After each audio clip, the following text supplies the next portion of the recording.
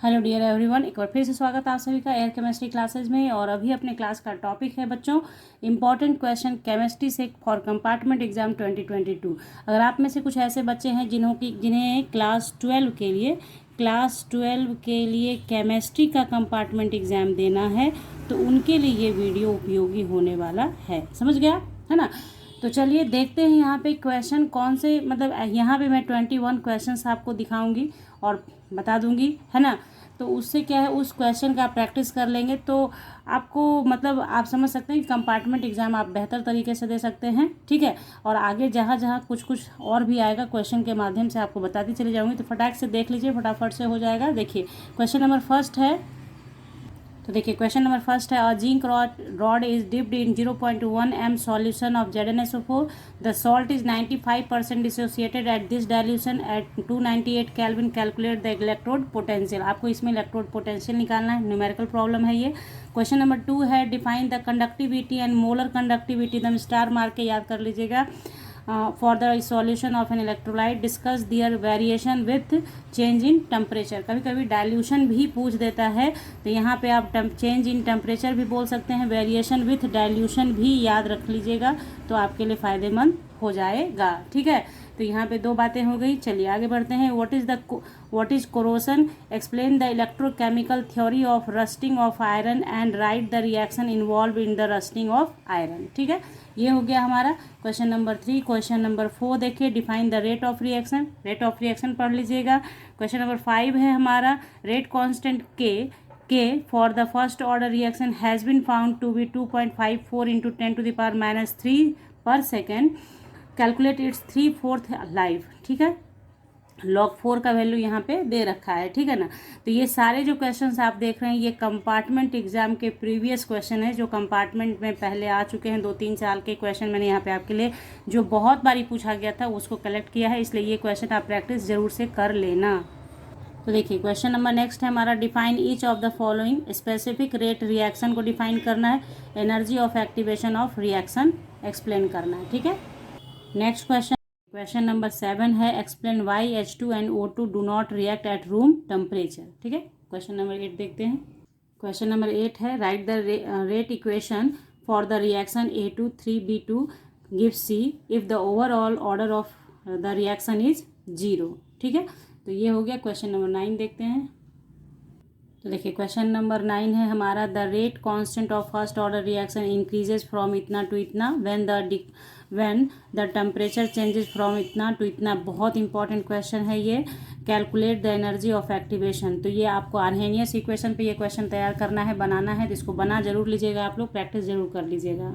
Question number 10 है, define the following. Associated colloids, electrophoresis, zeta potential. ठीक है, देखिए क्वेश्चन नंबर 11 है आपका, NiCl4 2 minus is paramagnetic while NiCO4 is diamagnetic दो बोथ आर टेट्राहेड्रल। वाई। निकल का एटॉमिक नंबर दे रखा है, ये बहुत स्टार क्वेश्चन है, इस पे स्टार मार के मैंने रखा है। बहुत बहुत इंपॉर्टेंट हो सकता है ये क्वेश्चन आप पे छप जाए पेपर पे, तो प्रैक्टिस इसका कर लीजिएगा। लास्ट में आपको बता दूंगी कि इन सारे क्वेश्चंस का आंसर आप कहाँ से कलेक्ट कर सकते हो।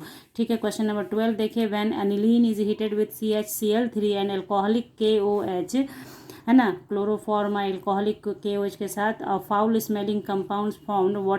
व्हाट इज दिस कंपाउंड, यानी कि जब इसके साथ रिएक्शन करता है तो एक कंपाउंड बनता है, उस कंपाउंड का नाम बताना है और रिएक्शन भी लिखना है। क्वेश्चन नंबर 13 है, aniline reacts with conc H2SO4 at इतना।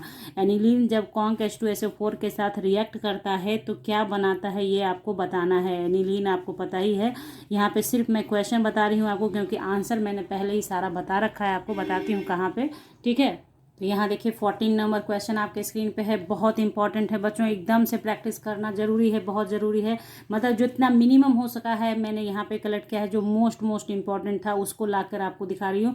An organic compound with molecular formula C7H6O forms 2,4-TNP derivatives, reduces Tollens reagent and undergoes Cannizzaro reaction. On oxidation it gives benzoic acid. Identify the compound and state the reaction. इसको आप जरूर से practice कीजिएगा, बहुत ज़रूरी है, मैंने बता रखा है आपको। क्वेश्चन नंबर 15 है give chemical test to distinguish between following pairs of compound phenol and propanol, benzoic acid and benzene. Question number 16 है describe a method for identification of CH3NH2 CH3 whole twice NH, यानी कि primary, secondary and tertiary amine. Also write the chemical equation for the reaction involve, यानी जो reaction आप बताएंगे ना उसमें जो केमिकल रिएक्शन लगेगा वो भी आपको लिखना है, ठीक है। सिर्फ थ्योरी लिख के छोड़ नहीं देना है, रिएक्शन के साथ लिखना है, ठीक है।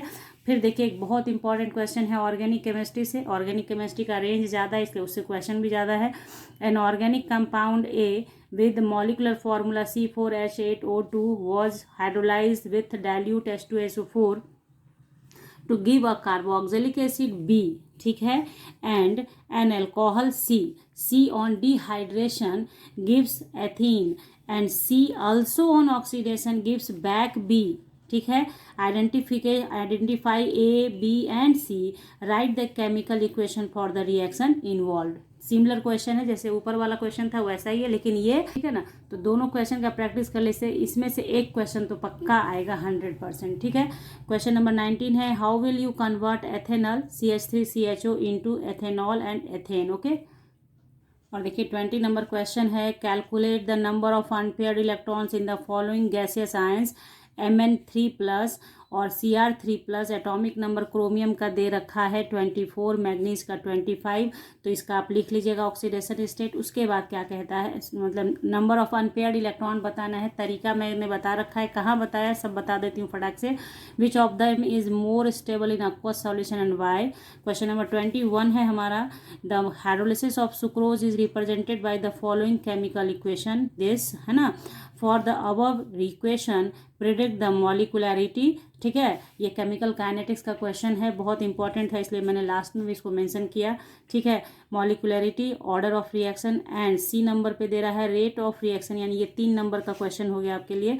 Rate of reaction in terms of all the reactants and products, ठीक है। आप समझ गए। 21 क्वेश्चन आपको मैंने करवाए हैं, इसमें से 3-4 क्वेश्चन 5 क्वेश्चन तो ऐसे हैं जो एज इट इज छप जाएंगे। बाकी क्वेश्चन ऐसे हैं जिसको आप प्रैक्टिस कर लेंगे तो आपको थोड़ा थोड़ा मतलब हो सकता है कि क्वेश्चन आ जाए, क्योंकि ये प्रीवियस ईयर कंपार्टमेंट क्वेश्चंस ही हैं, ठीक है। तो अब आपके बारी आती है ये बताने की कि आंसर आप कहाँ खोजोगे।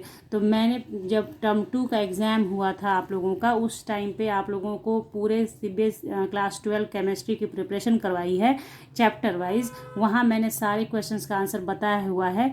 तो वो आप क्या करेंगे, मैं लिंक आपको डिस्क्रिप्शन बॉक्स में दे देती हूँ उस प्लेलिस्ट का, ठीक है। उस प्लेलिस्ट में जाइए, जैसे जिसको आपको ये तो पता चल गया कि ये केमिकल काइनेटिक्स का क्वेश्चन है, मैम ने बताया, तो केमिकल काइनेटिक्स में जाके देखेंगे मिल जाएगा, ठीक है।